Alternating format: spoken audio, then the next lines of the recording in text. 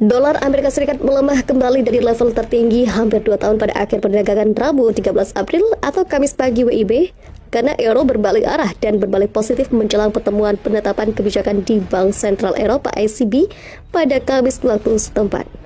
Terhadap kesekeranjang 6 mata uang utama lainnya, dolar turun menjadi 99,888 setelah naik di pagi hari ke 100,52 tertinggi sejak Mei 2020. Dolar telah naik hampir 3,0% sejauh bulan ini dan berada di jalur untuk kenaikan bulanan terbesar dalam 9 bulan.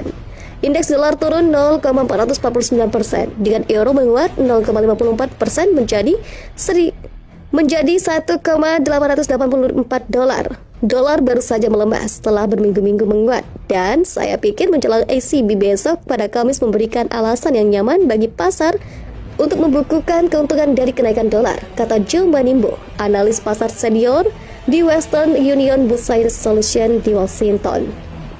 Yen Jepang juga memangkas kerugian terhadap dolar yang telah melonjak ke level tertinggi hampir 20 tahun terhadap yen pada satu titik pada Rabu 13 April. Karena pengetatan agresif dari Federal Reserve sangat kontras dengan kebijakan moneter ultra long term Bank Sentral Jepang, BOJ. Yen melemah 0,19% versus greenback di 125,61 per dolar.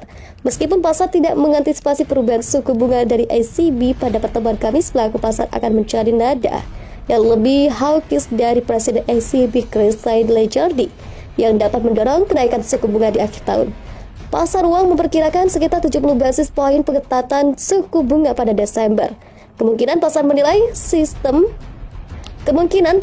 sentimen hawkish dari ECB pada pertemuan mendatang, tetapi nada itu tidak akan banyak membantu mengimbangi pendekatan agresivitas Federal Reserve terhadap inflasi, kata Manimbo. Bahkan ECB menghawkish tidak mungkin mengubah narasi The Fed menaikkan suku pada kecepatan yang jauh lebih cepat daripada Eropa. Data menunjukkan harga produsen Amerika Serikat pada Maret melonjak 11,2% pada basis tahun ke tahun. Kenaikan terbesar sejak data 12 bulan pertama kali dihitung pada November 2010. Memperkuat ekspektasi pasar bahwa Fed akan menaikkan suku bunga setengah poin persentase pada pertemuan kebijakan bulan depan. Ekonomi Amerika Serikat tampaknya cukup terisolasi dan menunjukkan tanda-tanda inflasi yang cukup bahwa Fed akan terus mempertahankan garis yang sangat sauki dan bertindak di atasnya. Dan dengan melakukan itu, tentu saja meningkatkan nilai dolar, kata John Perez, Direktur Perdagangan di Monex USA di Washington. Di tempat lain, dolar Kanada menguat setelah Bank Sentral Kanada pada Rabu 13 April menaikkan suku bunga setengah poin persentase, langkah tunggal terbesar dalam lebih dari 2 dekade. Bank Sentral juga menjanjikan lebih banyak kenaikan suku bunga untuk memerangi inflasi yang melonjak. Dolar Kanada naik 0,56% terhadap dolar Amerika Serikat di 1,26 dolar Kanada per dolar Amerika Serikat. Sementara itu di pasar mata uang kripto, Bitcoin terakhir naik 4,65% menjadi 41.368,19 dolar Amerika Serikat.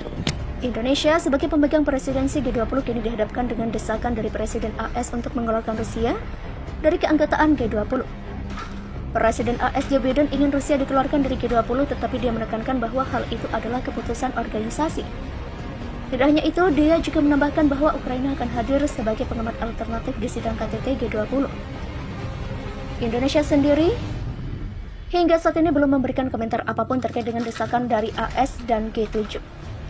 Kedutaan Besar Rusia di Indonesia mengungkapkan bahwa Presiden Vladimir Putin berniat hadir di KTT G20 pada November 2020.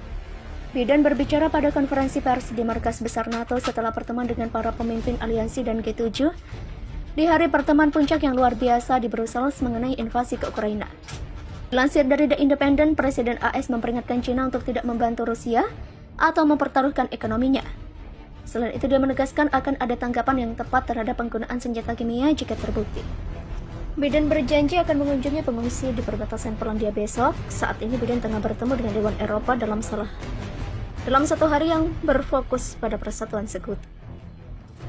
Pertemuan Kamis kemarin 24 Maret 2022 dimaksudkan untuk berkoordinasi dengan sekutu NATO tentang bantuan militer untuk Ukraina, sanksi baru terhadap Rusia dan peningkatan pertahanan Eropa Timur. AS juga sekarang secara resmi menuduh pasukan Rusia melakukan kejahatan perang di Ukraina. AS juga mengumumkan akan menyebut 100.000 pengungsi yang terlantar akibat invasi Rusia, salah satu penerimaan pengungsi terbesar di negara itu dalam beberapa tahun terakhir.